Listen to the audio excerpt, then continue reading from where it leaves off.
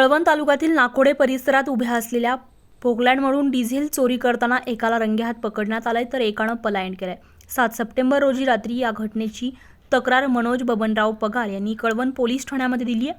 त्यानुसार पोलिसांनी भरत बिरेंद्र कुमार मौर्या उत्तर प्रदेश आणि दिनू बर्डे राहणार कळमथे हे ऑपरेटर यांच्याविरुद्ध गुन्हा नोंदवून त्याला एकाला अटक करण्यात आली आहे। या गुन्ह्यातील दिनू बर्डे याने पलायन केलंय। पुढील तपास कळवण पोलीस करत आहे।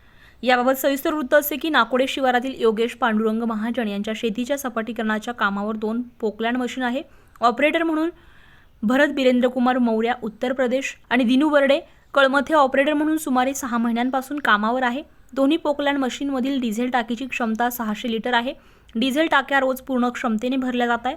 मात्र रोज डिझेल कमी होत असल्याचं दिसून येत असल्याचं लक्षात आल्यानंतर 7 सप्टेंबर नंतर रोजी सायंकाळी मालक पगार ऑपरेटरवर पाळत ठेवून असताना डिझेल चोरताना ऑपरेटर रंगेहात सापडलाय। पोकलँड मशीनमधील 150 लिटर डिझेल असा 13,500 रुपये किमतीचे डिझेल चोरी केली असल्याची कबुली भरत बिरेंद्र कुमार मौर्य यांनी दिली है।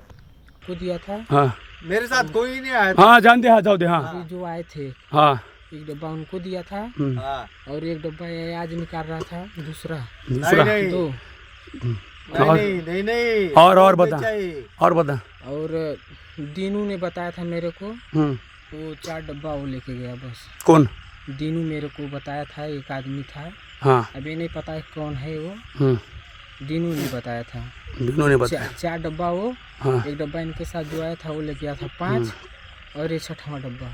ओके। याबाबत कळवण पोलिसांमध्ये गुन्हा दाखल करण्यात आलाय। पुढील तपास पोलीस निरीक्षक यांच्या मार्गदर्शनाखाली विठ्ठल बागुल करत आहे। दरम्यान गेल्या 4 महिन्यांपासून मशीनमधील डिझेल कमी होत होते। अद्यापपर्यंत 3 लाखांचं डिझेल चोरी गेल्याचं मालक पगार सांगताय। आपली दुनियादारीसाठी बापू देवरे, कळवण, नाशिक।